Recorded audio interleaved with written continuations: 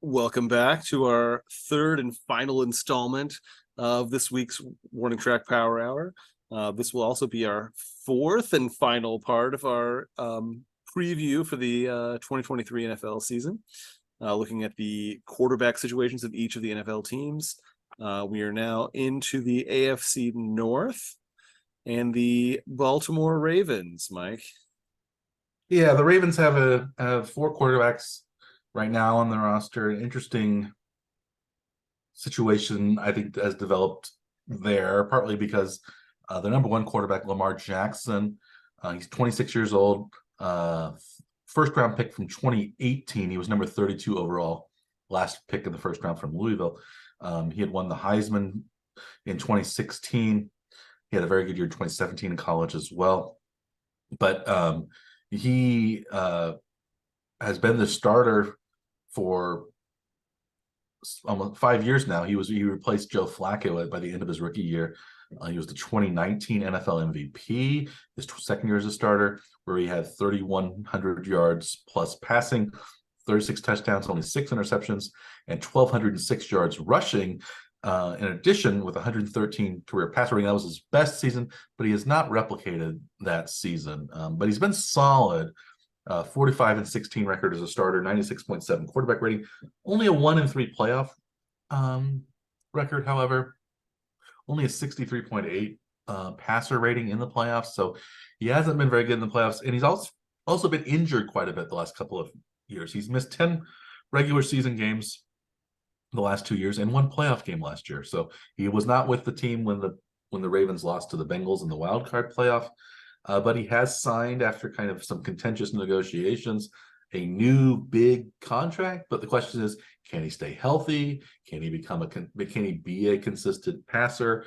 Or, is his game something that can be done long term in the NFL? Or is he going to maybe not finish his contract in the same way that he started it? The second quarterback in the Ravens is probably, well, it's hard to say, probably Tyler Huntley, 25 years old, undrafted free agent, 2020 from Utah. He was a 3-year starter for the Utes, but he was injured a couple of times. But in 2019, it was his best season.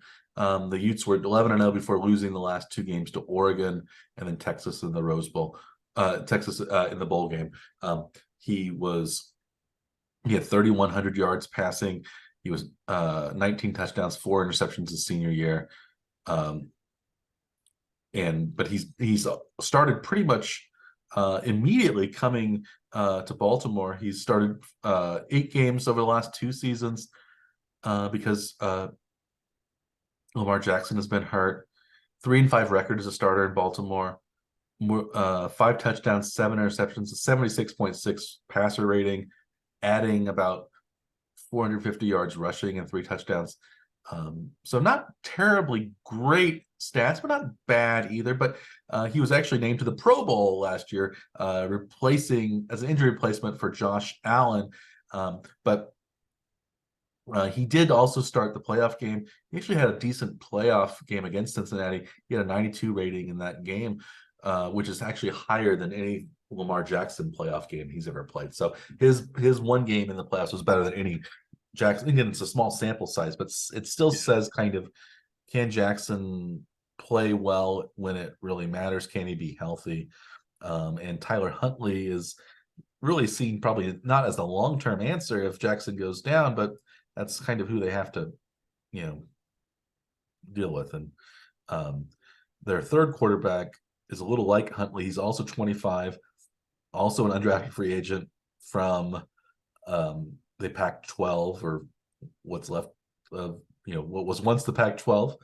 Now the Pac-5? Pac-4, I think. 4? Right now we have, unless Fresno State has been added, or San Diego State. Those are the ones they're looking for. But yeah, it's Cal, Stanford, Oregon State, and Washington State are the only 4 that are left, or will be left after the end of this season. But Anthony Brown was from Oregon. He started at Boston College. Like a couple of quarterbacks we've had started at Boston College. He was a solid player at Oregon. He had 19 passing touchdowns, 9 rushing touchdowns in his last college season. He's been on the practice squad mostly for the Ravens. He did start one game last year when both Jackson and Huntley were hurt. He has 302 career yards passing in the NFL, no touchdowns, but 2 interceptions in his NFL career. So he has some experience, but both Huntley and Brown are pretty young, and we're seeing maybe not as maybe good, like sort of traditional types of backups for the Ravens to have. So they brought in somebody who has a lot of backup quarterback experience. And that is Josh Johnson, who's 37. He was a 5th round pick back in 2008 by the Buccaneers from the University of San Diego. And he's been on 14 different NFL teams, the most in history. I'm not going to go through all the NFL teams, but he's also been on a UFL team, which is no longer around, the United Football League, and an XFL team. He's 6'3". He once had a 4.54 40-yard dash, probably not anymore. A 24 on the Wonderlic, so kind of average. Lamar Jackson only had a 13 on the Wonderlic, so I think that was a big flag for me. I know they say the Wonderlic's not a very good measurement, but I tend to think that it does have a little bit of meaning, even they don't use it anymore. But Johnson, 24 was what Ethan Mahomes was. Mahomes scored, yeah, so it's kind of average, yeah. But he's been able to stick around for 15 years in the NFL. He played for Denver last year, and he also famously played for San Francisco last year in the NFC Championship game after Brock Purdy was hurt, and the 49ers had no quarterbacks, so they had to bring in Josh Johnson kind of off the street. Johnson himself got hurt in that game, and they had to bring Purdy back in or just kind of go with no quarterback, and they just did really terribly in that game. But in his career, Johnson has played sparingly, but he has some records, some experience as a starting quarterback. He's only 1-8, however, as a starter. 13 touchdowns, 16 interceptions, 70.6 rating. So he's really an experienced backup who kind of knows how to probably prepare for an NFL game. Even if you probably say, well, if we have to put him in, we're not going to win. But he could come in a pinch and maybe mentor Jackson, Huntley, Brown about some of the, I don't know, finer points of quarterbacking or something like that, where Jackson really didn't have an experienced backup last year, relying on Huntley and Brown as their backups. So they're younger and less experienced versions of Lamar, and maybe you want somebody who's a little bit older, and that's maybe why Johnson is brought in. But it's hard to say. I don't know what the order of these backup quarterbacks will be.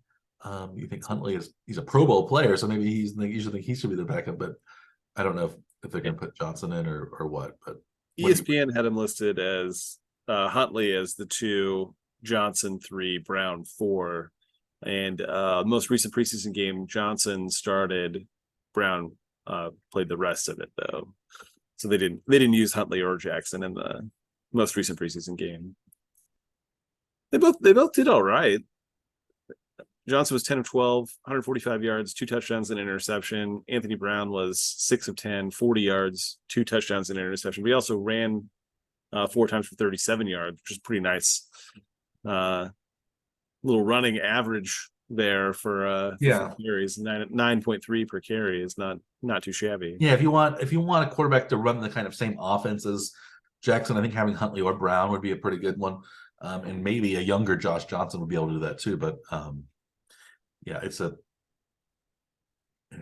think the Ravens probably thought, well, we need a more experienced person in the quarterback room than we had last year, especially if Jackson goes down like sometimes he does. They all do have one nice little outlet though, is they do have a former Iowa State tight end Charlie Kolar there to help, maybe catch some passes across the middle and maybe take the pressure off. Yeah, we haven't mentioned the Iowa State players lately, so it's good to. Oh, you did mention Purdy though, and he did play in the second preseason game, so he may be pretty close to being back to full strength. And that was probably not expected when he went down with that elbow injury. So yeah, maybe San Francisco's depth chart is looking more solid now with Purdy, then Darnold, then Trey Lance. Yeah. I guess maybe for Baltimore then, salary wise, Jackson's at 22.2 million this year. It does move up to 32.4 million for next season for the cap hit. Huntley's at 2.6 million, Josh Johnson 1.1, Anthony Brown 870K. Yeah, in some of these, you can probably say, well, whatever the order of the salary is, probably is the order what they are going to be on the depth chart. I think that's what the team would expect, at least anyway. If they're paying a guy more money, they're assume that they're going to be higher on the depth chart, unless it's a rookie situation where they found somebody cheap and they have emerged as a number one somehow, which happens sometimes, but not always. How about on the Cincinnati? Yeah, Cincinnati has like Baltimore has a clear number one. I guess all four of these quarterbacks in this division are clear number one starters that we have. Joe Burrow for the Bengals, 26 years old now, former 2020 number one overall pick from LSU. He began at Ohio State, was actually a backup to JT Barrett, who didn't really pan out in the NFL, and Dwayne Haskins, who unfortunately didn't have much success in the NFL and then was hit by a car and died last year. So he's no longer with us.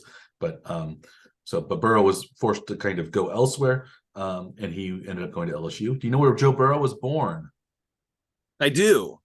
He's from Ames, Iowa. He was from Ames, Iowa. Does that make you like Joe Burrow better than you would otherwise? So what's great is I just assumed, because I saw like how old he was when they moved, I guess, from Ames, was that he may have been like the annoying kid that was crying at the table, next to me when I was in college then. So that's kind of funny. I'm sure he had a heck of an arm though. So Kevin McAllister. Yes. He was a starter for 2 years at LSU. A huge senior year. We had 60 touchdown passes in one season, only 6 interceptions, 5,671 yards passing in 15 games. Those are Bailey Zappi-esque numbers in college, but I guess Burrow did it at LSU at the highest level, where Zappi only played for Western Kentucky. We'll talk about Zappi later, but he beat Trevor Lawrence and Clemson for the 2019 National Championship. He's been starter for 3 seasons on the Bengals, 24-17-1 record, 82 touchdowns, 31 picks, 100.4 career quarterback rating, a very high completion percentage of nearly 70%, 68.2. But maybe we could say, is this too high a completion percentage? Because does he hold on to the ball too long and try to make and not throw the ball away when he should, because he gets sacked maybe too much. He's been sacked in 42 regular season games 124 times and 29 times in 7 playoff games. To put that in comparison, Patrick Mahomes has played 80 games, about twice as many games as Burrow has, and he has only been sacked 121 times. So about the same number of sacks in twice as many games. And he's been and Burrow was sacked 29 times in 7 playoff games. Mahomes has been sacked 30 times in 14 playoff games. So really, Burrow takes twice as many sacks as Mahomes does. And maybe it's because, well, he holds on to the ball too long.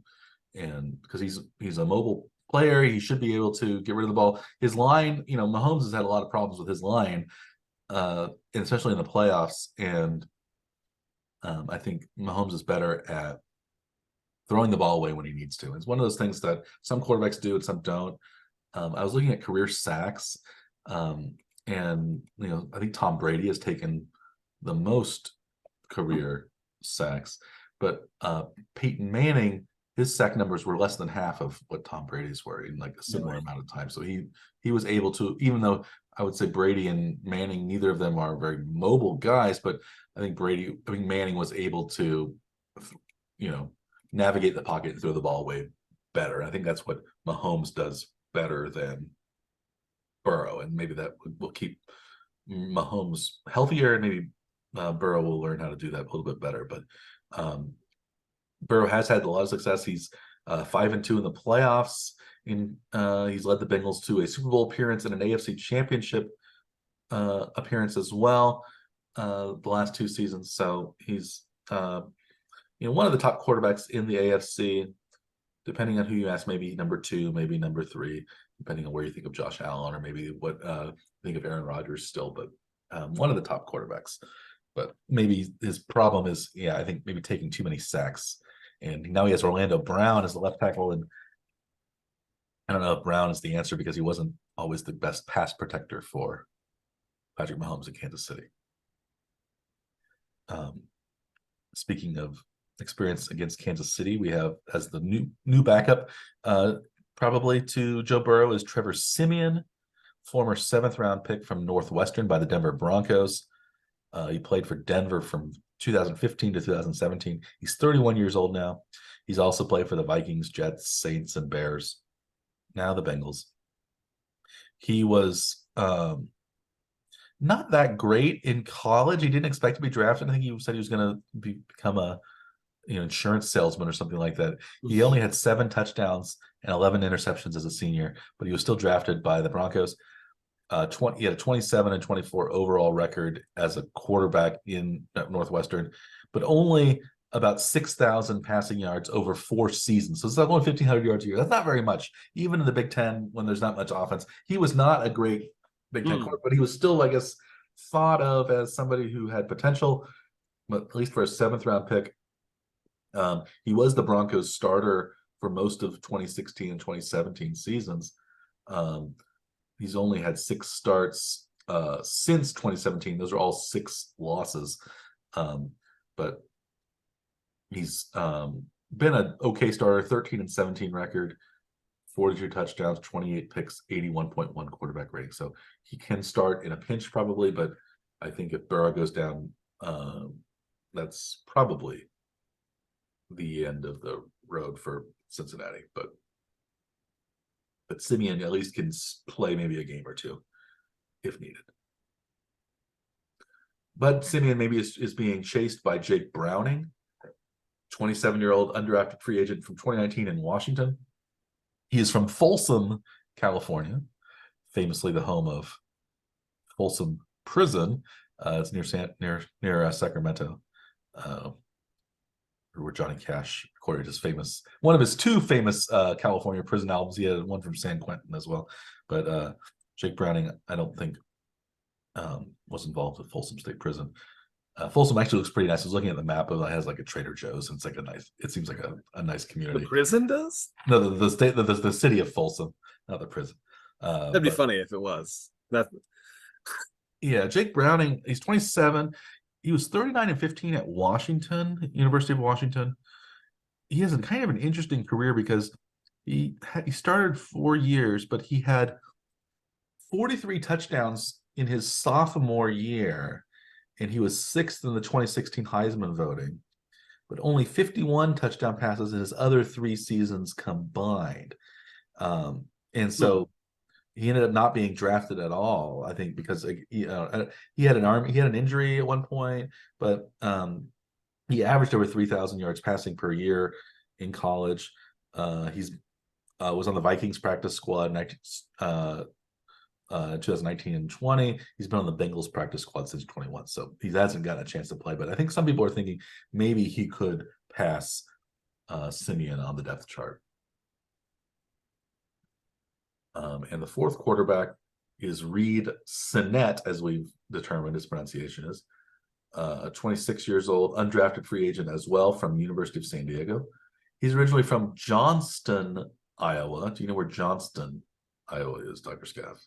I don't remember. That's a suburb of Des Moines, apparently. Is it actually part of Des Moines? Okay. I don't know. That was what I read. Okay. It's been growing a lot. I mean, it's an excerpt or something, but he only started 1 year at San Diego, but he had 32 touchdown passes that year and over 3,500 yards passing. So he's been with a bunch of teams already. He was with the Buccaneers to start out with, and the Dolphins, and the Eagles, and the Dolphins again.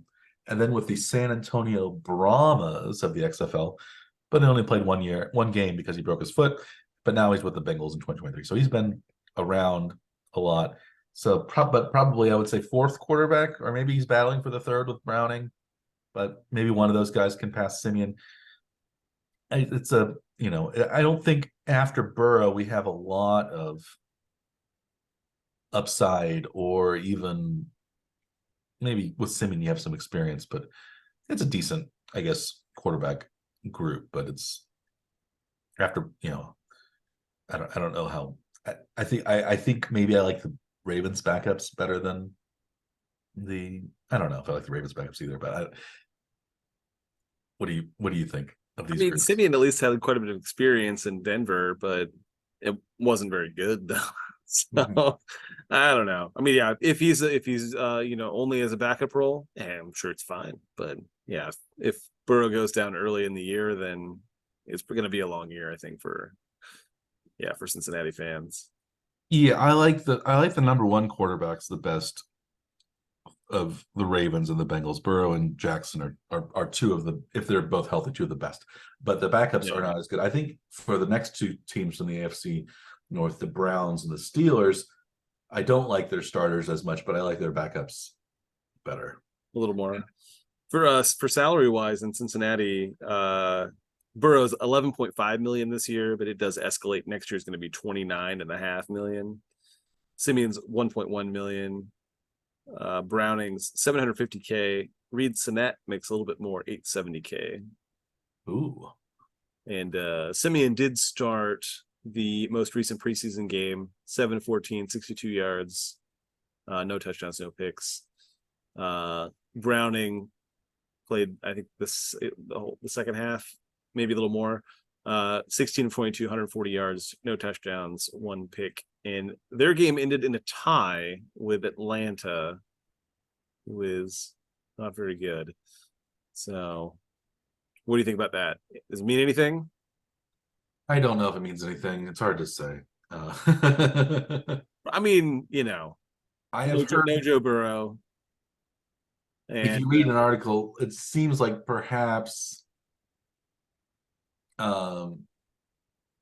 Cincinnati is leaning toward possibly Browning, maybe as a possibility. But at least that's what it seems like he's playing. They like him better in the preseason. But I think they also think, though, maybe that the Bengals might add somebody else as a potential. But would you say that if Burrow did miss significant time in the season, that they would have difficulty beating Atlanta? Oh yeah, definitely. I must have missed that question. I was no, that was where I was trying to get to that end. That's fine.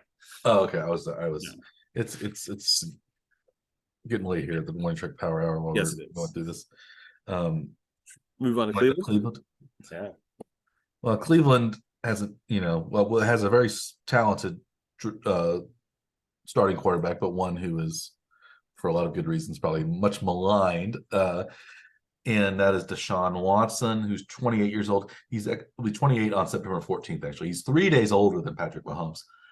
He was drafted at number 12 overall in the same draft, 2017, by Houston. A lot of people thought perhaps when Mahomes was picked, the Chiefs were going to draft Watson because Watson had, I guess, more team success and more kind of well-known success in college. He won the 2016 national title, was runner-up another time as a starter. 6'2", he had a 20 on the Wonderlic, so a little lower than Mahomes, but higher than Lamar. In 4 years, he played with Houston as a starter. 2 of those were playoff seasons. He missed the 20 and 21 and 22 season due to sexual assault allegations by multiple dozen women, it seems like. So he is somebody that maybe has a lot of other problems that need to be addressed, but the Cleveland Browns decided they would give him a huge contract anyway. He had to miss, he's missed the last 2 seasons pretty much. And when he came back this past year, He was only 3-3 as a starter. He only has 79 quarterback rating, his worst season. But he's a solid quarterback when he is healthy. 111 touchdowns, 41 interceptions in his career, 102.3 passer rating. So one of the top 5 to 10 quarterbacks in the league, where he was. But this is a guy, well, he's the least he's for a lot of good reasons probably the least popular quarterback in the league. And didn't play well last season though, right? No, a rusty year back. After the suspensions. And you wonder what's like, how good he's going to be going forward, I guess, even just as a football perspective, if you're not thinking of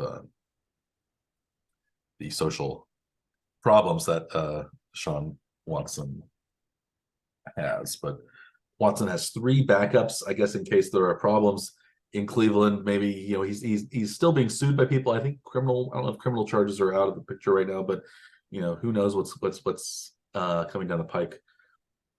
But there are 3 backup quarterbacks. Maybe Joshua Dobbs is the second quarterback right now. He's 28. He was a 2017 4th round pick from the University of Tennessee by the Steelers. He had 40 total touchdowns his senior year in college. He had 29 on the Wonderlic, but he is also an aerospace engineering major who had a 4.0 GPA in college. So he was a pretty good student. Also probably well known for his for having alopecia. So he hasn't been able to grow hair on his body. But he hasn't let that stop him from being a NFL quarterback. But he's only started 2 games in his NFL career. Both were for Tennessee last year after Tannehill got hurt and after Malik Willis kind of proved that he maybe wasn't starting quarterback material, at least not yet. 0-2 record, 2 touchdowns, 3 interceptions, 456 yards passing. But but Dobbs has bounced around since his being drafted by the Steelers, from Pittsburgh to Jacksonville, back to Pittsburgh, to Cleveland, to Tennessee, and now back to Cleveland again. So he's bounced around the AFC. He's only been in the AFC North and the AFC South, it looks like, but he's bounced around quite a bit. The other 2 quarterbacks on the roster for the Browns are both younger than Watson or Dobbs, who are both going to be 28 early in the season. Dorian Thompson-Robinson was a draft pick this year, 5th round draft pick from UCLA, 23 years old, 6'2", 4.56 40-yard dash, so a fast guy. He started parts of 5 full seasons with UCLA. Last year, he passed for over 3,100 yards, 27 touchdowns, only 10 interceptions, but also added 650 or so rushing yards and 12 rushing touchdowns. So he's a dual threat quarterback. And he's wowed, I think, Cleveland fans in preseason and in camp this year. And he grew up in Las Vegas, where his mother, Melva, is a PhD in public health and is a professor at UNLV. So he's got smart parents, so he probably might be smart as well. So that's I think so he's been a kind of a revelation. It seems like a lot of teams have maybe thought, well, we should have drafted Thompson-Robinson ourselves, but he's one of those also guys. He started for a long time at a pretty good college, so he's probably a pretty good quarterback. But the 4th quarterback on the depth chart, possibly, or who knows, is Kellen Mond, who was once a very highly touted prospect. He was a 3rd round draft pick by Minnesota just in 2021. He started 3 seasons at Texas A&M. His best season was probably his sophomore year in 2018, but he was solid 3 years as a starter. He threw 71 touchdown passes and rushed for 22 more touchdowns, and only threw 27 interceptions in his career at Texas A&M. So a very solid quarterback, but he only appeared in 1 game so far in the NFL, and that was in 2021 when he played for Minnesota. Kirk Cousins had COVID, so they had their backups in, and Mond got in at the very end of a blowout, where he was 2 of 3 passing, 5 yards total passing. He's been with the Browns since last year, but he hasn't played, so he doesn't have much experience. But he was at least one point a fairly, high round, third round draft pick. So and he's still only 24, so he's younger than some of these first round picks. It seems like he's younger than Sean Clifford, for instance, and he's been in the league for 3 years. So where would you put him on Green Bay's depth chart if he was I'd put Kellen Mond probably at number 2 on Green Bay's depth chart. challenging for number 1 even? I'd say he's better than Magoo and he's better than Clifford, and maybe he's challenging for. He had more college success, or certainly than Jordan Love did.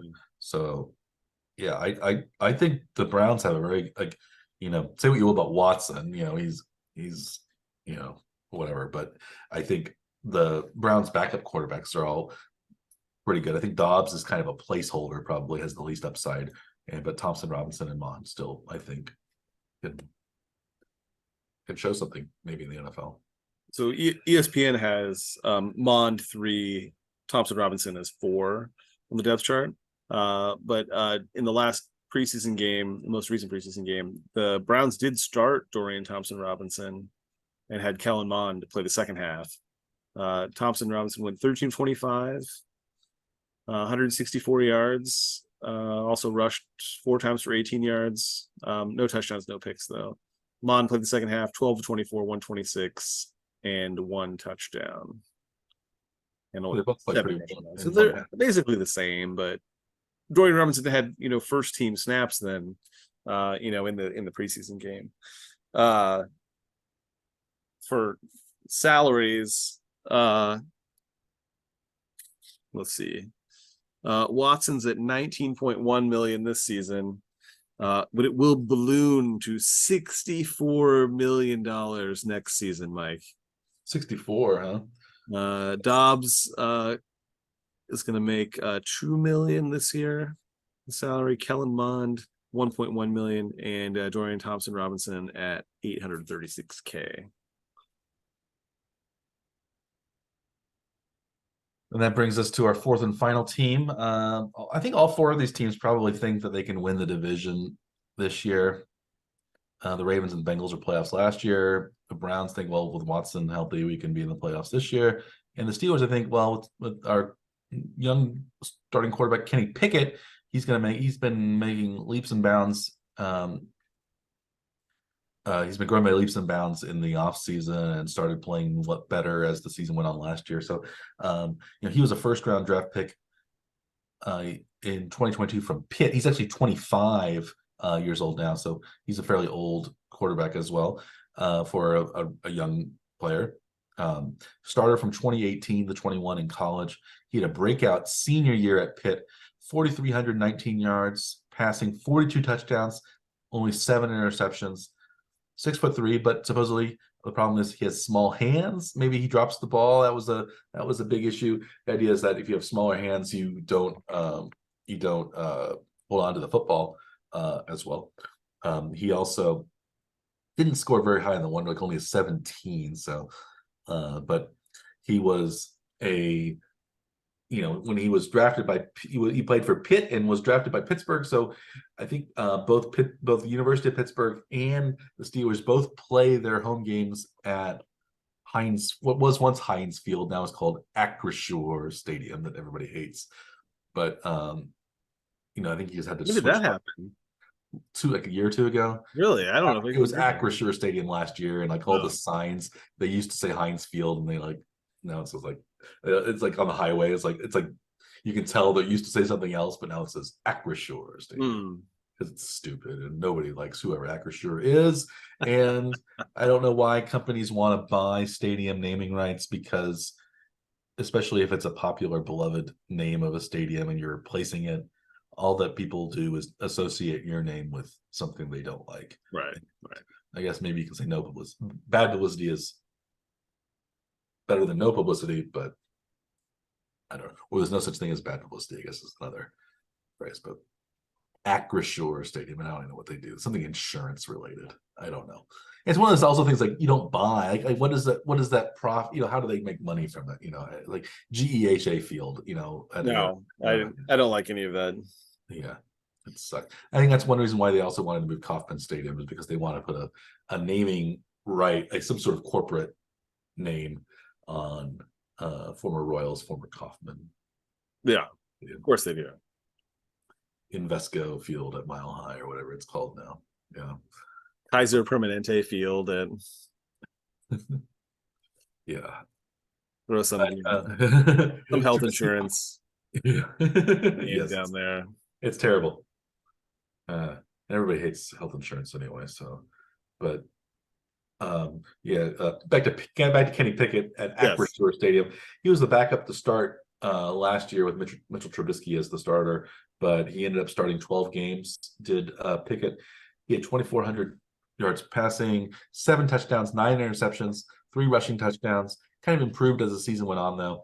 Had about a 76.7 passer rating, but he supposedly looks really good in training camp and preseason. So people are very high on Kenny Pickett this year, higher than I think people thought they would be coming into the training camp. His backup, he's got, I think, 2 very capable backup quarterbacks and then kind of a wild card. His backup quarterback is probably number 1 backup is Mitchell Trubisky, who was the starter at the beginning of the year last year, 29 years old, the former number 2 overall pick from North Carolina by the Chicago Bears in 2017. So he was picked over Deshaun Watson and over Patrick Mahomes. He started a few years in Chicago, but never quite panned out. He was with the Bills in 21, and then was with the Steelers last year. He only started 1 year in college, and that maybe was a reason why he didn't have the NFL success. He didn't have the long-term kind of experience and was kind of thrown into the fire and couldn't really handle the pressure in Chicago. But he does have a 31-24 career record as a starter, 0-2 in the playoffs, but 2 playoff starts, 86.4 career passer rating, which isn't terrible, 68 touchdowns to 43 interceptions, only 2 and 3 of those as a starter last season for the Steelers. Pickett had a winning record because the Steelers ended up finishing, I think, 9-8 last year. So it was Mike Tomlin has never had a losing season as a coach in 15 or so years as the Steelers head coach. Trubisky was the second quarterback. Mason Rudolph, also a former starter for the Steelers, is probably number 3 on the depth chart. He's 28, a 2018 third-round pick from Oklahoma State. He had a great college career. 4,500 plus passing yards, 35 touchdowns, only 9 picks, and 10 more rushing touchdowns as a senior at Oklahoma State. 6'5", a 28 on the Wonderlic. Trubisky was 25 on the Wonderlic, so they're both quite a bit higher than Pickett. But again, if you don't care for the Wonderlic, maybe it shows it doesn't matter. He has started 10 career games for the Steelers. He was backup originally to Ben Roethlisberger, but was number 3 last year. 5-4-1 as a starter. Played most of his games in 2019 when Roethlisberger got hurt. 16 touchdowns, 11 interceptions, 80.9 career quarterback rating. He's probably best known, though, for his altercation that he had with Myles Garrett in 2019 when Garrett ripped his helmet off and beat Rudolph with it a time or two. Supposedly Garrett had said that Rudolph said something rude or racially derogatory toward him, but there hasn't really been any evidence of that. It seems like Garrett probably just snapped and decided to take it out on Mason Rudolph, who probably said something stupid because he's a goober, but probably nothing too offensive. I don't think you can say that. You could have said anything. Who knows? Yeah. And the fourth quarterback is Tanner Morgan, who's 24, undrafted free agent from Minnesota this year. He started parts of 5 seasons at Minnesota, injured much of last year. His best year was actually in 2019, so it's been a while, when he was second team All Big Ten. 30 of his career 63 passing touchdowns were in 2019. So one of these things, like these quarterbacks, sometimes they have one really good year, and then they just kind of probably should have declared for the draft, like should have gone out, like George Costanza had trouble going out on a high note with Mr. Kruger famously, and but maybe with NFL eligibility rules, you can't always go out on a high note in college. It was like Trevor Lawrence would have gone out after his first season. He would have been the number 1 overall pick that year, and then he was forced to stay in college for 2 more seasons, and He already knew he was going to be the number one pick. Before Yeah, that. and he didn't do as, and his team wasn't Yeah. quite as good, and he Yeah. didn't play quite as well, maybe even, but it didn't really matter because he's the But he was already tabbed as being the number one pick in his draft class, even though it was from work done 2 full years before, right? yeah Like, yeah. yeah. I mean, what do the salaries look like for the Steelers? That Uh, might clear some things up. it's this is one of the little bit backwards ones, just because the rookie quarterback sort of surpassed his who was planning on being the starter anyway. So Trubisky is actually the highest paid quarterback at $6 million this season. Kenny Pickett second, 3.2 million. Mason Rudolph, even though he's had quite a bit of experience in the NFL, 940K for this year, and Tanner Morgan 758K for this season. They did. Pittsburgh did play all four quarterbacks in the most recent preseason game. Pickett was 3 of 4, 43 yards and a touchdown, and what I assume was his one drive. Trubisky 10 of 13, 78 yards, also a touchdown. He did take a very long sack, 17-yard loss sack. Looks like Rudolph played all right. Tanner Morgan did not really do anything. Yeah, I think Morgan at best is the practice squad number 4 guy, and I would say probably, especially with the new quarterback rules, Pittsburgh's going to keep the top 3, and just maybe, depending on who's hot or who seems like they're maybe, I guess probably Trubisky to start as the backup, but then maybe Rudolph could also come in at some point. So yeah, but hopefully the idea would be hopefully Pickett stays healthy, and we'll just keep Pickett and roll with him. As a nice transition for us, Pittsburgh happened to actually play our next team in the most recent preseason game. So Buffalo. Yeah, I don't even have to change pages to see what the Buffalo quarterbacks did. Yeah, Pittsburgh's offense played really well in the preseason, so that's why they're really optimistic about what Pickett is doing. The Bills, we know their offense is pretty good, and that's because they have Josh Allen as their starting quarterback. He's 27 years old, a 2018 first-round pick by Buffalo, the 7th overall pick that year. That was the same year that Baker Mayfield, Sam Darnold, Josh Rosen, and Lamar Jackson were the other first-round quarterback picks that year. Probably Allen has had the most success, along with maybe you could say Lamar Jackson, but probably Allen, I think, is seen as the long-term best of those group, especially with Jackson's recent injury history. Although Allen had a few injury problems last year with his elbow. We'll see how that ends up helping. But Josh Allen was drafted out of Wyoming. He actually started at Reedley Community College near Fresno, not that far from Folsom. Maybe Folsom's a Sacramento suburb. Fresno. Did you know Josh Allen grew up on a cotton farm west of Fresno? He wanted to go to Fresno State, but he was turned down twice by Fresno State, which was stupid, obviously. He tried to get in after high school, and then he had a good season in community college, and then they rejected him again when he just for admission or for onto the football team to play on the football team. No. And so he went to Wyoming and had 44 touchdowns, 21 interceptions, 12 rushing touchdowns in 2 seasons. So not huge stats at Wyoming, but he was seen as a projectable talent, a little bit like Anthony Richardson, I think. Only a 56 completion rate in college, but he's 6'5". He had a 37 on his one look. I don't know what Anthony Richardson got because they don't have the one look anymore. But so it seems like Allen is a quick study and was able to pick up on things. 52 and 24 as a starter, 138 touchdowns, 60 interceptions in his career, a 92.2 rating over 5 years as a starter. But in his first couple of years, he really kind of struggled. And in his last 3 years, he's been pretty good.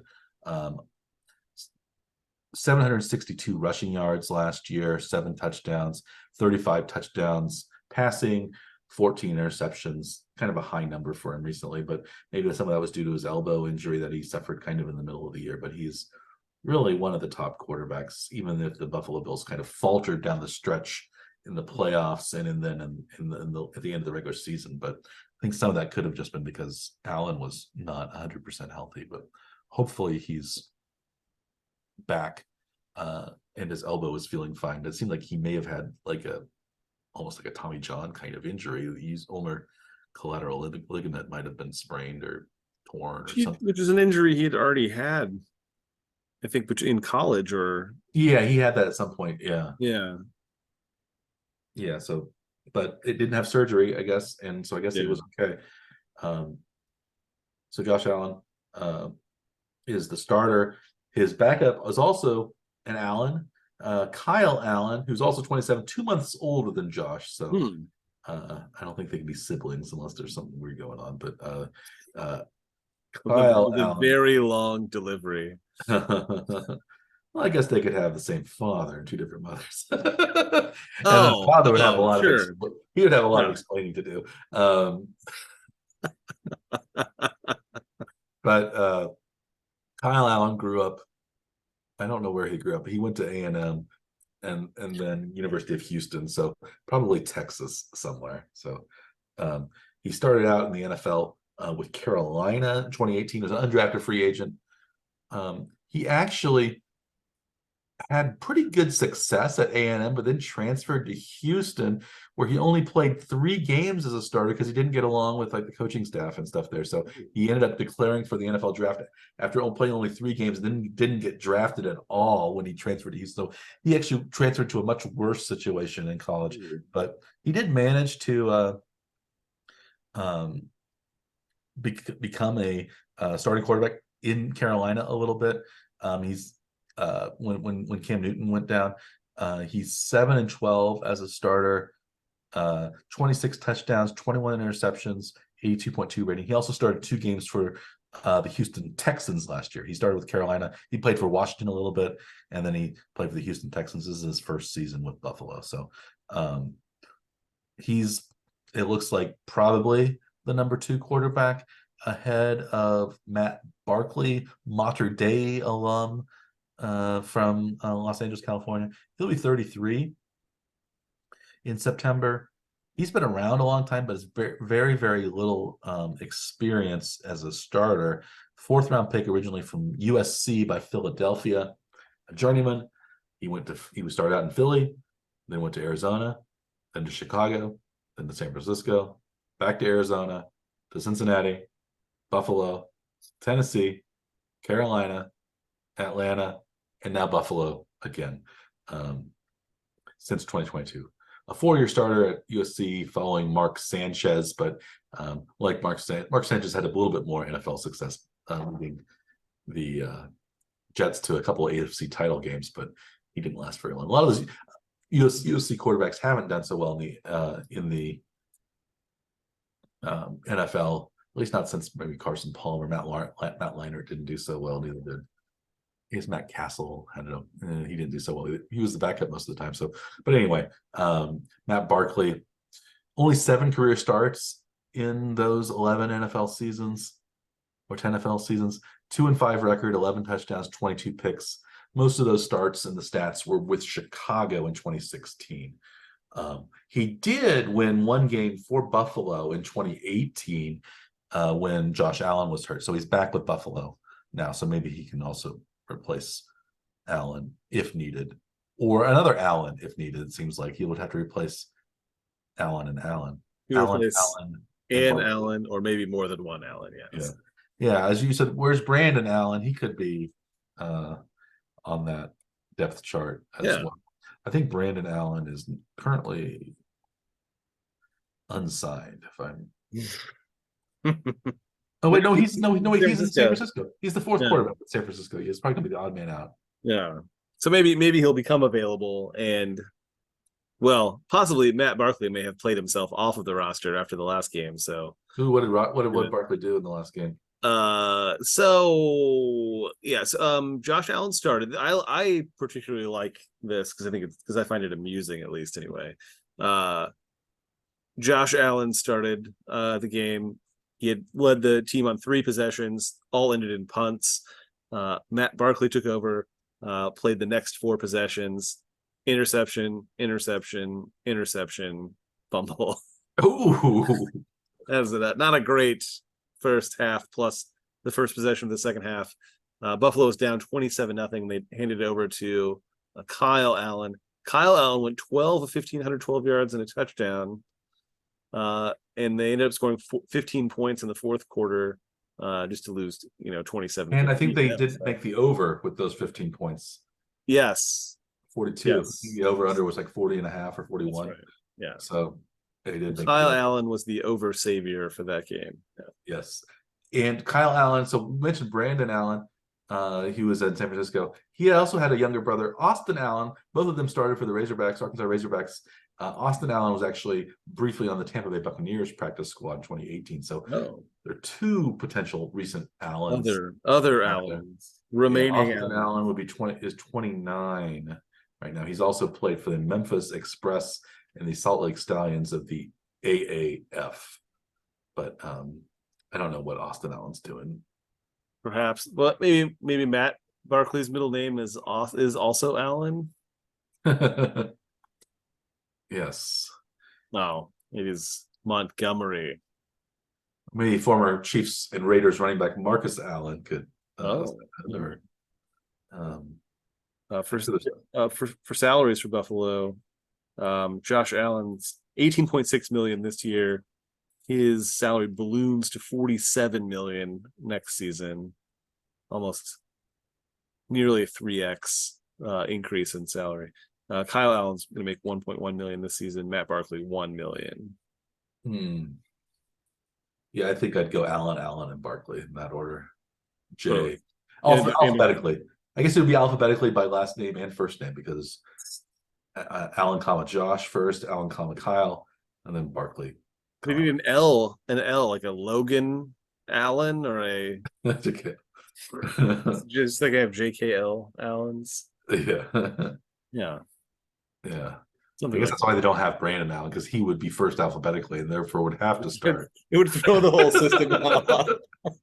Or Austin Allen, we be even ahead. Yeah. Marcus Allen would be okay in there. That would work. Yeah. Yes. Approved.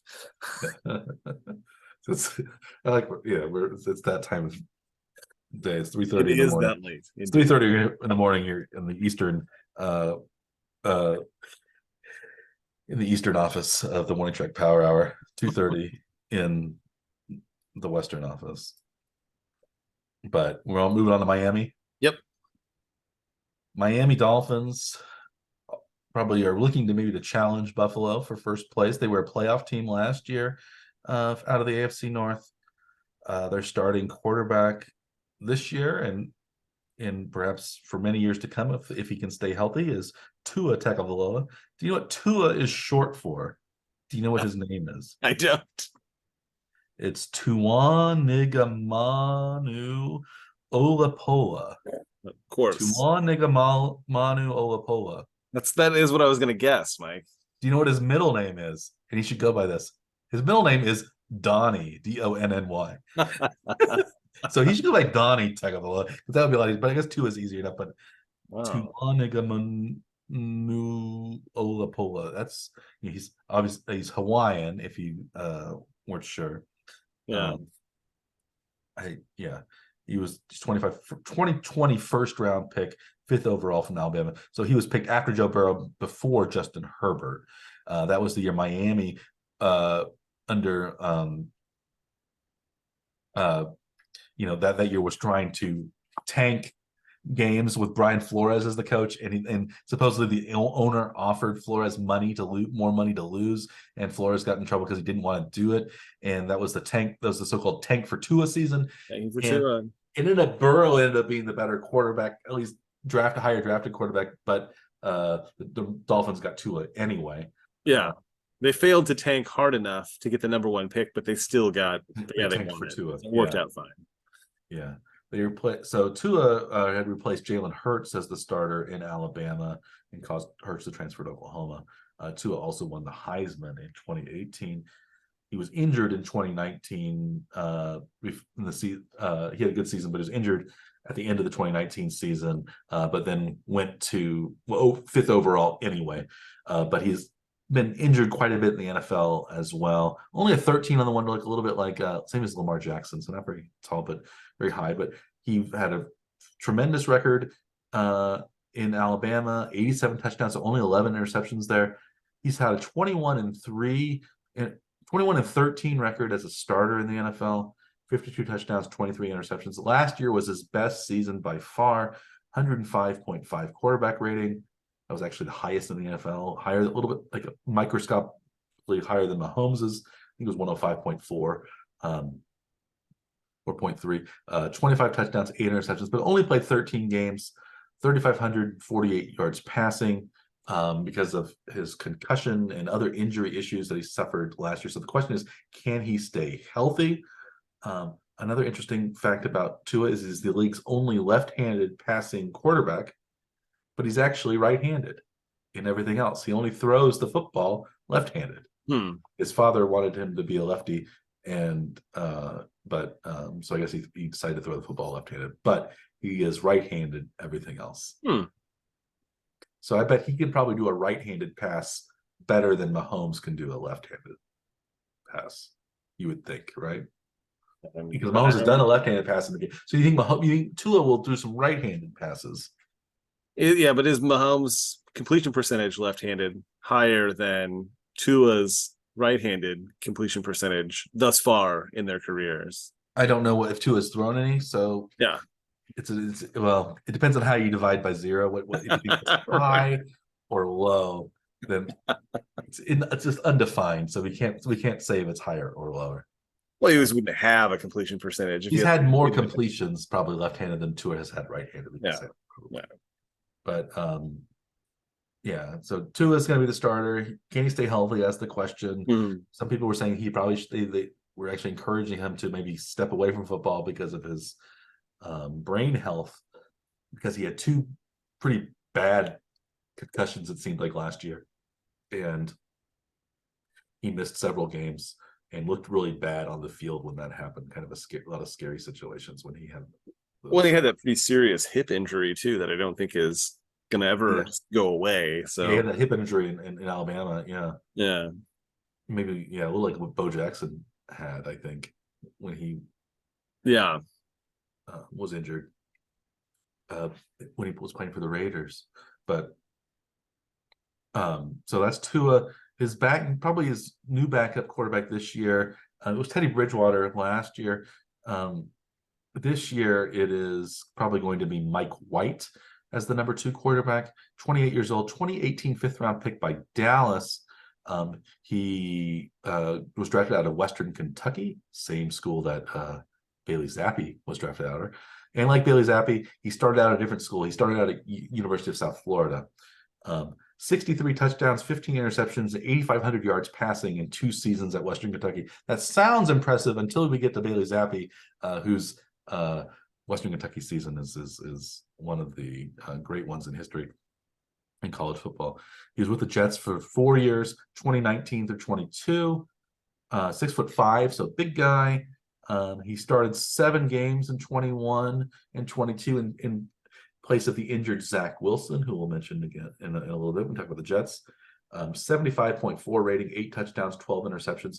He throws, though, it seems like, for lots of yards when he plays. He's kind of a big hit and miss quarterback. So he's either really, really on and will throw 350 yards and 4 touchdowns, or he's like, no touchdowns and 3 interceptions. So he's kind of a hit and miss quarterback. A little bit, maybe, like, I'm blanking on his name. Ryan Fitzpatrick. Was kind of a hit and miss quarterback. So he reminds me a little bit of him without the big beard that Fitzpatrick sported. Yeah. But Fitzpatrick also played for the Dolphins. He played for the Bills. He played for a lot of NFL teams. But anyway, he reminds me a little bit of Fitzy.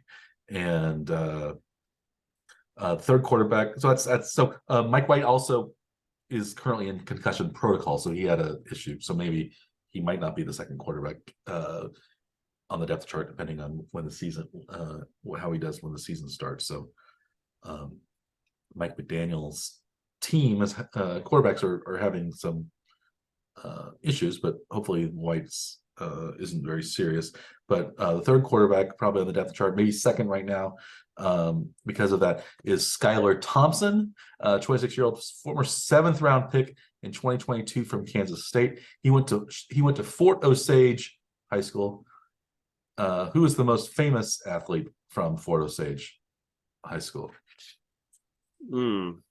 He did not play football. It was a baseball player, wasn't it? Yeah. It was did he also play at Maple Woods? Yes, he did. Yeah. So it's Albert Pujols. Albert Pujols. Yeah, we're having trouble remembering names at this point Yes. in the evening. But yeah, Albert Pujols. But yeah, Scarlett Thompson, maybe the second most famous Fort Osage athlete. Fort Osage is way out in the middle of nowhere. It's like in rural northern Jackson County, east of Independence, and well, like Could have been a dress or win situation here with the rural eastern Jackson County. One of the better. one of the better quarterbacks to come from that part of Independence. Yes. Over the last few years. Right. Not Skylar even Thompson, decades. yeah. Right. Yeah. Yeah, he played 4 years at Kansas State. He was always okay, but he was hurt a lot. He never passed for more than 12 touchdowns in a season at K-State. He had 42 touchdowns total, 16 interceptions, but he did have 26 rushing touchdowns in his K-State career. He was developed maybe as a project, but he's already 26 and he's only a draft pick last year, so he's fairly old. He started 2 regular season games and a playoff game last year for the Dolphins. Almost, even though his stats weren't very good, almost helped Miami claw to a road playoff win in Buffalo, because Buffalo really tanked kind of at the end of the season. They didn't, once Hamlin got hurt, they were kind of, they really weren't the same team, I think. And Allen was kind of worse as the season went on because of his elbow. So it kind of, those two things together, I think, hurt Buffalo. They managed to get the first playoff victory, but against the Dolphins, but then lost badly to the Bengals in the divisional round. But Skylar Thompson did start that playoff game. And he started 2 regular season games because Tua and Bridgewater were hurt. He proved probably that he is not ready for prime time yet. So that's why we bring in Mike White to be the primary backup in Miami. So I think that's probably a good move. I don't know if White is the perfect person to bring in, but at least there's I think someone with more experience, maybe divisional experience as well. The fourth quarterback is James Blackman. 24 years old, undrafted free agent this year from Arkansas State. He started at Florida State, 6'5". He was the 2017 Independence Bowl MVP. Ooh. Back for Florida State. So that's a long time ago, 2017. That's 6 years ago. So he's been around a while. Played across 6 years in college, 15 and 29 as a starter, 65 touchdowns, 33 interceptions over his many years in college. He was waived actually by the Dolphins on August 7th, but re-signed on August 21st. So he is on the roster again. Practice, probably certain practice squad guy. Well, it's probably White's concussion. Yeah, that could be too. That's why he's brought back. Yeah. It looks like that happened in the game, most recent preseason game. It looks like Mike White came in like mid possession for some reason. I'm not sure. And then just had like a couple of plays, and then he was sacked. And then Skylar Thompson came back in. So I'm not sure why he came in mid possession and then had to come back out, I guess. So I don't know. Yeah, I don't. It doesn't matter, but it's the preseason. It doesn't make sense all the time. Yeah. But how's Miami's salary situation? So Tua is another one of the players whose salaries will escalate for next season. He is the 10th highest paid AFC QB at $9.6 million for this year. Next year he's going to go up to $23.1 million. Mike White is going to make $2.8 million this season. Skylar Thompson $890K and James Blackman $750K for this season. And it looks like in the most recent preseason game that Tua had, he was 5 of 7 for 61 yards. Did throw an interception on the first possession. Didn't hurt the team though, because Houston wasn't able to score anyway, so it didn't matter. Skylar Thompson played essentially the remainder of the game. He was 15 to 22, 157 yards, 3 touchdowns. So maybe he is more ready now than he was last season, perhaps. Yeah, well, he's got a year of experience under his belt. Playoff game. Playoff experience. Yeah, he's started one more playoff game than New England Patriots starter. Michael. And your favorite player. Yeah. Well, yeah. Of the players that are not, like, well, I don't like Aaron Rodgers, and Deshaun Watson he's my least favorite player probably, but he's probably number 3, my least favorite quarterback, Michael McCorkle Jones, because I still think he's very good, and he has a very strong pedigree, but he's playing at Alabama, and I think anybody can step in and play well at Alabama. But Michael McCorkle, Mac Jones, he'll be 25 in September. He was the 15th overall pick in 2021 from Alabama. He had replaced Tua as the starter there. A very strong season in the COVID year of 2020, 41 touchdowns, 4 interceptions, 4,500 yards passing. No mobility, though, really. 6'3". Some people thought he'd be drafted by the 49ers that season, but they actually traded up and took Trey Lance instead. And maybe the 49ers actually regretting that they took Lance and maybe should have just waited for Jones, although Jones, I don't know if he's any better than what certainly what Brock Purdy has been. So I don't think of, I think you can find quarterbacks like Jones later in the draft, because I think he just went to Alabama, and that's why we think he's a really good player. But he was the 5th quarterback taken in 2021 in that draft class, after Trevor Lawrence number 1, Zach Wilson number 2 overall, Trey Lance number 3, and then Justin Fields I think went number 11. He's been 16 and 15 as a starter. He took a big step back last year. A lot of people blame Matt Patricia and Joe Judge, who were the co-offensive coordinators brought in by Bill Belichick. Patricia and Judge don't have a lot of experience on the offensive side of things.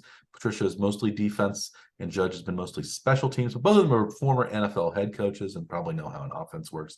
I think that was, I don't know if that was really the problem, but he threw for just under 3,000 yards last year, 14 touchdowns, 11 interceptions. But is he just Bailey Zappi with a better pedigree? There's no Wonderlic score available for McCorkle, but he is also supposedly 2 inches taller than Zappi. If you look at, but when I look at them, I didn't notice that one was 2 inches taller than the other. But supposedly, Jones is 6'3" and Zappi is 6'1", but I don't believe it. I don't know. I'm skeptical about Mac Jones. I am on the Bailey Zappi, even though I think Bailey Zappi has a terrible name. I am on the Bailey Zappi bandwagon as the as far as the New England Patriots are concerned. He's 24. You're younger than Mac. 4th round pick in 2022 from Western Kentucky. He had started at Houston Baptist, a very small school. But then when he went to Western Kentucky as a graduate transfer, he threw for 5,967 yards, 62 touchdowns. Both of those numbers were slightly higher than Joe Burrow's record season at LSU. But 11 interceptions at Western Kentucky, a 35 on the Wonderlic, so pretty high. He started 2 games and played in 4 last year. He went in when Jones was out and Hoyer was hurt. 2-0 record as a starter. He also won a game coming back against the Green Bay Packers in overtime that season. 5 touchdowns, 3 interceptions, 100.9 quarterback rating, 781 yards passing. A better season than Michael McCorkle Jones had if you expand it out. But Jones is the cemented starter, it seems like, especially under Bill O'Brien's offensive regime. But I think the best thing that could happen to the Patriots is if Jones is unable to play and Zappi steps in. I think I'm not going to call Zappi Tom Brady and Jones Drew Bledsoe, because I think Drew Bledsoe is a much better quarterback than Mac Jones will ever be. Just as Bailey Zappi is much better than is not going to be nearly as good as Tom Brady, but I think it's maybe a similar situation. I don't know. Maybe I'm just too anti Mac Jones to see clearly, but I think Zappy's just as good. I think you can find a game manager anywhere, and Zappy's going to be cheaper and just as good. I do think Zappy and probably McCorkle as well are a step above Trace McSorley, however, who's the third quarterback, 27 years old, 6th-round pick in 2019 from Penn State by the Baltimore Ravens. He was with the Ravens through 21, the Cardinals for 2 seasons, now in New England for 2023. Solid career at Penn State, a little bit like Sean Clifford, who replaced him as the starter. He dropped off a bit in 2018 as a senior, but he did have more rushing touchdowns and yards as a senior. 31-9 record as a college starter, 31 on the Wonderlic, so pretty good. 6 feet tall, so on the shorter side, a little like about an inch shorter than Zappy. Only 9 appearances and 1 start in his NFL career. That was an overtime loss to Tampa Bay last year when Murray and Colt McCoy were not Colt McCoy. Was it Colt McCoy? Who was Arizona's backup last year? Melvin Gordon is. I don't know. I something was trying to play over here for some reason. I don't know. Did you hear that or? I don't know. I'm not sure who was the backup last year. Yeah, it was Colt McCoy. It was Colt McCoy. I was okay. Thinking, yeah, I was thinking something. Yeah, it was Colt McCoy. Yeah, when Murray and Colt McCoy were out, but then he was benched in favor of David Blau in Week 17 for some reason. I don't know why, but that was a sinking ship, I guess, and they wanted to put Blau in instead of McSorley. But I think Blau was brought in more recently. I think he was seen as a better quarterback than McSorley, so but he was brought in as the kind of stopgap emergency. But McSorley probably third quarterback unless he's supplanted by number 4, Malik Cunningham, who will be 25 in October. So Zappy is actually the youngest of the 4 Patriots quarterbacks. Undrafted free agent 2023 from Louisville. 4-year starter was Malik Cunningham. I guess he replaced Lamar Jackson as the starting quarterback. Very good from 2019 to 21, less good in 22. He's just under 6 feet tall, 70 touchdowns, 29 interceptions at Louisville, but he had 50 rushing touchdowns and rushed for over 1,000 yards in 2021. So kind of a player in the mold of Lamar Jackson, if not maybe as talented as Lamar was. But his name was Malik Cunningham, M-I-C-A-L-E, and he went by McHale for a while. He started out as Malik Cunningham, then he went by McHale Cunningham, so now he's Malik Cunningham again. So it's possible he'll be McHale Cunningham next season. So keep an eye out for that. But he's probably a practice squad candidate. Do you think the Patriots keep 3 quarterbacks? Do you think you would keep Mac Jones, Zappy, and McSorley? So you have 2 mix. You have some bad names in the Patriots quarterback room. Yeah, I mean Zappy's the most fun name, at least anyway. The Bailey part is what's annoying, though. I think, right? Is that yeah? You can't really choose the last name. Yeah. Yeah. Yeah, it's kind of an economical quarterback group, though, not super expensive. Mac Jones 4.3 million this year. Bailey Zappi 1.0 million. Trace McSorley 940K. Malik Cunningham 760K. Just the 1 and 2 quarterbacks played, though, in the most recent preseason game, which is a little different from basically every other team. Yeah. It looks like Mac Jones started 6 of 9, 52 yards. Only had, I think, 1 scoring drive, though. Zappy played most of the game, like 2/3 of the game. He was 10 of 22, 117 yards and a touchdown. Also rushed for a touchdown in their win over the team that you're most interested to see how they do, Green Bay Packers. Yeah, the Green Bay Packers quarterback situation doesn't make any sense to me. But I think the Patriots, I think if you're going to spend $0 on your quarterbacks, I think the way the Patriots are doing is pretty good, trying to at least find some younger guys who might be serviceable, and maybe a project or two. And I think, yeah, as like I said, I think Zappy and Jones are pretty much interchangeable. Maybe Jones will wow me, and I'll be proven wrong, but I don't. Yeah, I don't. Yeah, I'm in the Zappy camp. We're to the final stop. Final stop for the New York Jets, going to the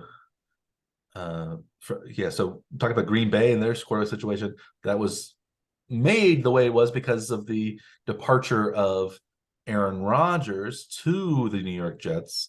Rodgers now is 39 years old. He was a first round pick, number 24 overall. He kind of slipped in that draft. He was thought maybe he could be the number 1 overall pick, but Alex Smith was taken by the San Francisco 49ers instead of Aaron Rodgers. Turns out to be probably not a good decision. Smith was an okay quarterback, but Rodgers has been an all-time great. And also Rodgers was from Berkeley, so he would have just been across the bay. But Rodgers was a 2005 first round pick, but he didn't really play very much his first couple of years because he was sitting behind Brett Favre. He has been a 4-time NFL MVP, 2011, 2014, 20, and 21, back-to-back years, just 2 years ago. Super Bowl winner in 2010, but only 1 Super Bowl appearance, that lone win in 2010. So has 147, 75, and 1 record as a starter in 15 seasons. 103.6 career quarterback rating, also very, very high, one of the highest of all time. It was the highest of all time, actually, until Mahomes passed him when he had enough stats, enough career stats to qualify for a career rating. But he is 3rd all time in the quarterback Hall of Fame monitor that we mentioned before. He has 192.43. Mahomes is 86. So he's really dwarfed Mahomes because of his lengthy career. He's 3rd all time behind Manning and Tom Brady. Brett Favre is number 4, by the way. Rodgers has also thrown for 475 career touchdowns, only 105 career interceptions. It's very different from his predecessor, Brett Favre. Do you know what Brett Favre's middle name is? Nope. Lorenzo. It's Brett Lorenzo. Obviously. As you know, I had no idea. That was something I just learned when I was Googling Brett Favre stats. Because I was looking at how many. So Brett Favre has thrown 508 touchdowns in his career. So Rodgers could match the 508 touchdowns in his career this year if he throws 33 touchdowns this year for the Jets, which is certainly possible. How many interceptions would Rodgers have to throw this year to match Brett Favre's interceptions number? A lot. He would have to throw 231 interceptions this season to match. So Favre threw for 336 career interceptions, 508 touchdowns, but Rodgers 475 to 105. So very impressive ratio. Last year, though, he was a little more Favre-like. He was 26 touchdowns, only 12 picks. And the previous 2 years he threw for 85 touchdowns and only 9 interceptions, those 2 years combined. So he was a little bit more Favre-like last year. Is that the record for interceptions in a career? It should be, if it's not. He's the Cy Young of quarterbacks, basically, Brett Favre. Because it is by a lot. Yeah, Cy Young, I think, picks than George Blanda. That's number 2. That's crazy. How many picks did George Blanda have? 277. It's a little, it reminds me of the Cy Young pitching record for a while. He was 5'11" and 315 in his career, so he had the most wins, but he also 511, which was by far the most wins, but he also had 315 losses. So he was way more than anybody else, right? Yeah. So he just threw so many. Yeah. You know how many WAR, baseball WAR Cy Young was worth of his career, according to Baseball Reference? I can pull it up. It's insane. Did they have WAR back then, though? They calculated it somehow. Oh, jeez. 165.6 WAR. Yeah, 2 seasons. yeah, that's pretty good. It's impressive. I guess because they pitched so many games, they could rack up a lot of counting stat WAR Yeah, because they're pitching 60 games a year or whatever. Yeah. right. I wonder how many WAR old Hoss Radburn won in his got in his Yeah. But he, is the league leader in wins, losses, games started, complete games. But his game started 8:15 to his complete game 7:49 for Cy Young. So he only didn't finish like 66 games. 7,300 innings. He's given up more hits than anybody else has ever given up, given up more runs than anybody's ever given up. He faced almost 30,000 batters in his career. Wow. Crazy. All right. But anyway, we need to finish Old, up. old go back to old Hoss Radburn. He was 60, he had 60 wins in the 1884 season, 60 and 12 with a 1.38 ERA. He was worth 19.2 WAR that year, which is actually not that many compared to what you might think. But didn't lead the league. Yeah. He didn't lead the league. Yeah, somebody else led the league that year in 1884. He led the league the previous year with 13.1. So maybe 678 innings that year, Mike. Yeah, Cy Young didn't throw for more than 450 innings a year. So yeah, he really 678 innings is like 3+ seasons now for old Hoss. Well, I think Brett Favre is the closest that we have to old Hoss or Cy Young, but Aaron Rodgers is more like Sandy Koufax or maybe somebody like that. Aaron Rodgers already outlived old Hoss Radborn, though, so the old Hoss nickname, he's not. Well, he lived. Well, old Hoss 37. lived about as long as a horse, I guess. An old Hoss. Yeah. Oh, wait, old Hoss was 42 when he 42. Yeah. 42. So, horses usually live only about 30 to 40 years. So if he was actually a real horse, he had a long life. But anyway, back to Aaron Rodgers. You know, he was Patrick Mahomes has as many playoff wins, however, as Aaron Rodgers. Aaron Rodgers is 11-10 in the playoffs. He's lost some games where probably the Green Bay Packers should have won, but maybe he hasn't gotten a lot of help. He's played pretty well in the playoffs, 100.1 career playoff rating. So not so really good, not as good as his regular season. Mahomes' playoff rating is a little higher than his regular season, so he kind of lifts it up, but it's still small sample size. 35 in the one league for Rodgers. So a smart guy, even though he was kind of thinks he's smarter than everybody else in the room when it comes to a lot of things. So, he gets misinformed and claims he's immunized when he's not vaccinated. And the question is, can he thrive in New York? Will he be, if he has some struggles, the New York media fans will be all over him in a way that the Green Bay local media would not have been. And so, I think of Rodgers as being kind of prickly and thin-skinned. Will he adapt to life in New York, especially if things aren't going well? And that's the problem. That was the problem with the young quarterbacks that the Jets have brought in recently. What happened with Sam Darnold, it also happened with Zach Wilson, who was the number 2 overall pick in 2021, just 2 years ago. He's only 24. He's from BYU, had a big 2020 senior year at BYU, 33 touchdowns, 3 interceptions, 3,700 yards, 10 more rushing touchdowns, completed almost 75% of his passes. But he's only been an 8-14 start in the NFL. He was actually 5-4 last year as a starter, but hasn't really done any better than Darnold did previously, who was run out of town after a couple of years. 15 touchdowns in his career, 18 interceptions, 4,000 yards, 70.9 passer rating over his 2 years. So not so good. He was struggled. He got injured. At one point, he was actually the 3rd string quarterback in New York last year behind Mike White and Joe Flacco. He was also replaced by Chris Streveler, the current free agent, but he came in the game to replace Zach Wilson. And so Wilson is definitely the number 2 quarterback. Rodgers has said that, well, when Rodgers leaves after a few years, Wilson will be the quarterback in New York for years to come, and maybe just needs a little time sitting out and observing, just like Rodgers did with Brett Favre as a starter, and maybe what Jordan Love is doing with what Aaron Rodgers did. Right? I don't know. That's the theory. But I think we know that Wilson has the capability of being maybe a solid quarterback because he was in college.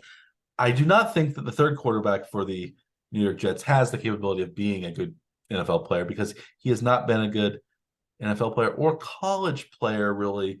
Better than whatever I could do, of course, but like not what it seems strange that he was that he has been able to stick around the NFL for so long. This is Tim Boyle. He'll be 29 in October. He was an undrafted free agent in 2018. He played at UConn and then at Eastern Kentucky. He was with Green Bay from 2018 to 2020. So he was one of the backups, basically practice squad guy while Rodgers was there. Was the Detroit in 21 and 22, with the Bears for a little bit in 2022. Now for the Jets, he had horrible college stats. He had at UConn, he played parts of 3 seasons. He threw 1 touchdown and 13 interceptions. And then he went to Eastern Kentucky, where he had his best year, where he threw 11 touchdowns and 13 interceptions. So he also has started 3 games in the NFL for Detroit 2 years ago when Jared Goff was hurt. 0-3 record, 3 touchdowns, 8 interceptions, 54.5 career passer rating. So he's not thrown for more touchdowns than interceptions in any season, probably since high school.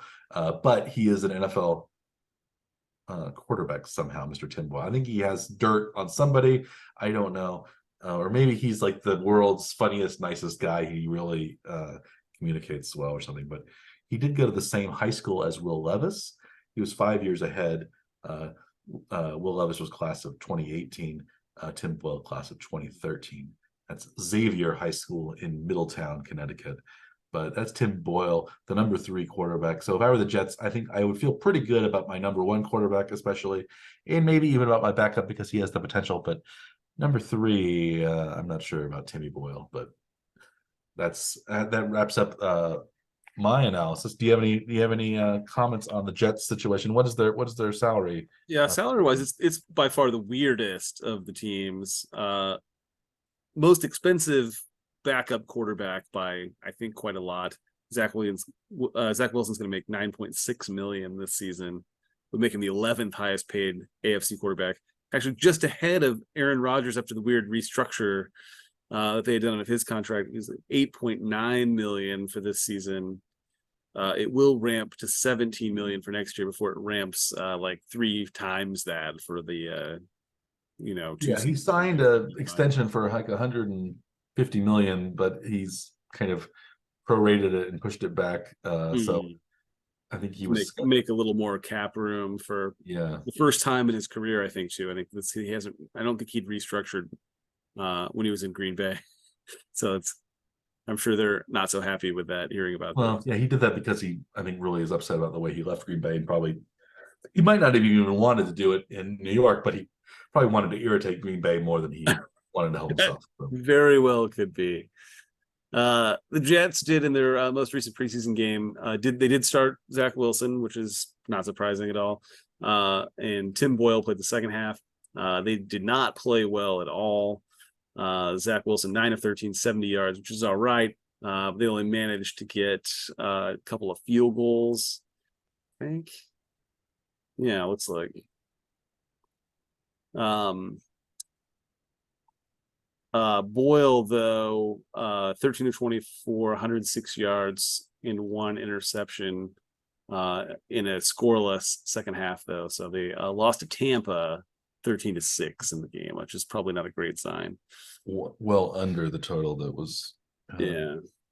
But yeah, so Rodgers, it seems like, is going to play in the preseason game next week against the Giants, I guess on Saturday or Sunday. I can't remember what day it is, but it's the first time he'll have played in a preseason game since 2018. So I guess Rodgers unlike Patrick Mahomes, who wants to play in every preseason game, Rodgers really doesn't think he wants to play in the preseason. And both of those quarterbacks, I guess, are doing the right thing for themselves because they've both had a lot of success. But it's a very different mindset, I think, that those two quarterbacks have. Maybe when Mahomes gets to be in his mid to late 30s, maybe he'll say, I don't want to play preseason either. But Rodgers is going to play for the first time in 5 years against the Giants in the New Jersey grudge match. Do we have anything else to add for this week's episode of the Warren Jack Power? Okay. I think that wraps up our analysis of the quarterbacks. We'll be back, I think, next week with our predictions for each team's over/under win total. I believe, right? That's what we decided. Yes, I think that's what we're gonna do. We're gonna look at each team and see. We'll kind of arrange the divisions and playoffs and the way we think will fall, and also especially look at the projected win totals and see if we like the over or the under, and that will conclude our 2023 NFL preview just in time for 2 weeks from now, when the first games of the regular season will start. And we will be back next week with all that action. And we thank you for joining us for all or part of our massive 3-part episode today. We are exhausted now, and we're gonna probably hit the hay soon. But you can listen to this at any time. But hopefully you'll listen to it in a 5-hour marathon or however long we went, just like we did, because we're gluttons for punishment here. But we did it. We finished it. We did finish it. And as always, I am Dr. Michael Werman. He is Dr. Andrew Scaff. We are the Warning Track Power Hour. Please like and subscribe to our podcast or YouTube channel. We will be back next week with another fabulous episode. We aren't sure whether it will be in 1 or 2 parts, but it will be at least 1 part. And we will see you next time. And until then, we will bid you good day.